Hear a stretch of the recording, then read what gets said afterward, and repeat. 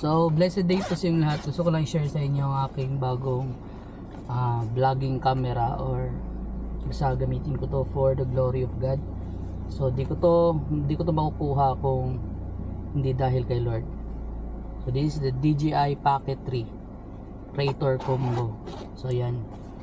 Unbox ko na to doon sa mismong DJI. So, hindi ko na siya unbox. So, papakita ko na lang kung ano nga ba ang mga laman nito. Ito yung lagayan niya. So kasama na to sa package. Itong unit mismo. So meron na siyang free na tawag dyan, case. Ayan. So andito din to yung wide lens niya. May lens to dyan. Magnetic. Tsaka ito naman yung mismong unit. Ayan. So kung ito turn on nyo siya, direkto na lang siya pag pa-slide. Ayan. So kita na agad ako at meron tong face tracking.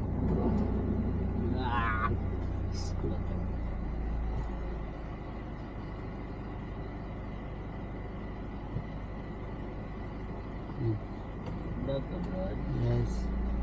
Yun, pina-follow niya ako. Meron siyang face tracking. Kaya kung saan ako pupunta, pina-follow niya ako.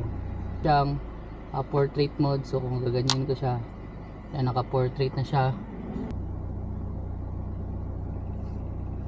Lalo yun.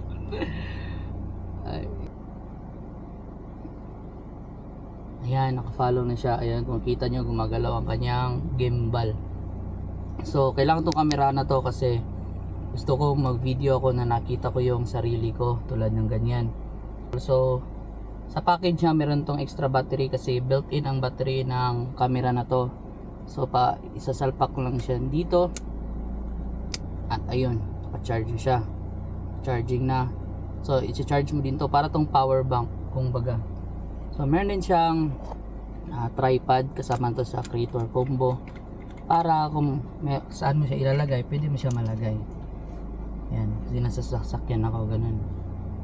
Yan. DJI mic na free nga. Pag in-on nyo siya, automatic na siyang magko-connect dito. So pwede ko na siyang gamit at i-clip kung saan ko gusto. Yun. So meron din to siyang free na ito yung stand. Merong thread dito sa likod para dito sa tripod. So ayun si at meron siyang yung para sa mic. Meron siya dito anti wind or noise cancelling wind muff or dead cat na muff.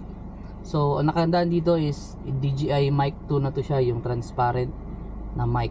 Ayan. So, yun. So, yun. God bless po sa lahat. Peace out.